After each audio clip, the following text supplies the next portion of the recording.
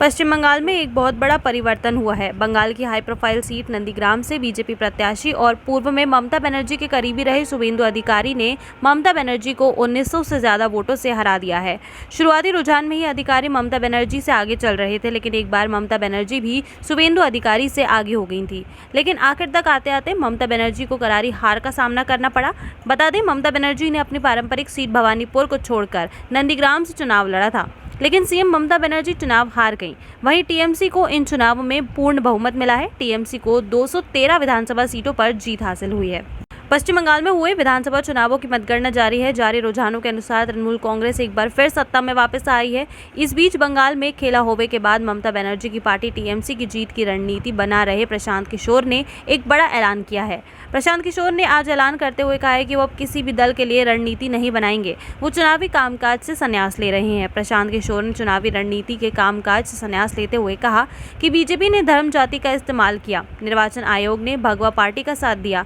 मैंने ऐसा पक्षपाती निर्वाचन आयोग नहीं देखा जिसने बीजेपी की मदद के लिए कई काम किए हैं, इसलिए मैं अब किसी भी दल के लिए काम नहीं करूंगा। मैं अब चुनावी कामकाज से संन्यास ले रहा हूं।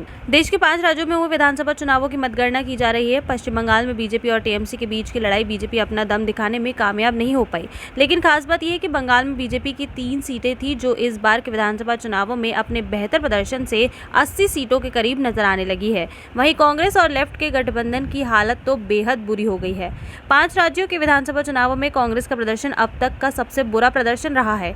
एक समय बंगाल की सत्ता पर राज करने वाली कांग्रेस के अब दम घुटने जैसी हालत होती दिखाई दे रही है। अच्छा हुआ कि कोरोना के चलते राहुल गांधी बंगाल में रैलियां करने नहीं गए, नहीं तो उनकी थू थू होती। इसका अंदाजा रुझानों से लगाया जा सकता है।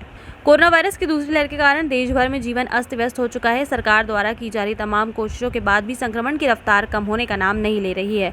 वहीं इस महामारी के मामले दिन पर दिन बढ़ते जा रहे हैं। इस बीच ही अब सरकार ने संक्रमण को काबू में लाने के लिए बड़ा फैसला लेते हुए 14 दिन का संपूर्ण लॉकडाउन लगाने का घोषणा कर दी है। आपको बता दें कि फैसला ओडिशा की सरकार ने लिया है। सरकार के आदेश अनुसार राज्य में 14 दिनों तक संपूर्ण लॉकडाउन रहेगा। इस दौरान सिर्फ जरूरी सेवाओं के लिए लोगों को घरों से निकलने की छूट दी जाएगी। ओडिशा सरकार द्वारा ये फैसला राज्य में बढ़ते कोरोना के संक्रमण को देखते हुए लिया गया है। देश भर में कोरोना महामारी का प्रचंड रूप देखने को मिल रहा है। महामारी की दूसरी लहर से मचे हाहाकार के कारण जहां चारों ओर से केवल बुरी खबरें सुनने को मिल रही हैं, तो वहीं दूसरी ओर एक अच्छी खबर भी सामने आ रही है और वो है कोरोना के खिलाफ भारत की जीत की शुरुआत। जी हां, जहां हर दिन संक्रमितों की तादाद बढ़ती जा रही है, वहीं दूसरी ओर बीमारी को हराने वालों की संख्या में भी लगातार इजाफा हो रहा है। केंद्रीय स्वास्थ्य मंत्रालय द्वारा हर दिन नए मिलने वाले केंद्रीय स्वास्थ्य मंत्रालय द्वारा हर दिन नए मिलने वाले संक्रमितों, संक्रमण से मरने वाले और संक्रमण को हराकर डिस्चार्ज होने वाले मरीजों का आंकड़ा जारी किया जाता है। हाल ही में जारी किए गए आंकड़ों के अनुसार देश में पिछले 24 घंटों में जहां 3,52,000 नए मामले सामने आए हैं, तो वहीं 3,07,000 से ज्यादा लोगों ने कोरोना को हराया भी है। दमोह में बीजेपी को करारी शिकस्त का सामना करना पड़ा। दमोह सीट से राहुल लोधी बीजेपी प्रत्याशी थे जो पिछला विधानसभा चुनाव 2018 कांग्रेस के टिकट पर जीते थे, पर कांग्रेस को बीच मझधार में छोड़कर बीजेपी में शामिल हो गए। राहुल लोधी ने विधानसभा चुनाव में बीजेपी के दिग्गज नेता जयंत मलैया को हराया था और अब उनकी पूरी सियासी करियर पर ही प्रश्न चिन्ह लगा दिया है। हालांकि उनकी हार के बाद जयंत मलैया दोबारा ही उम्मीद कर सकते हैं कि शायद अगला विधानसभा चुनाव बीजेपी के टिकट से लड़ सकें।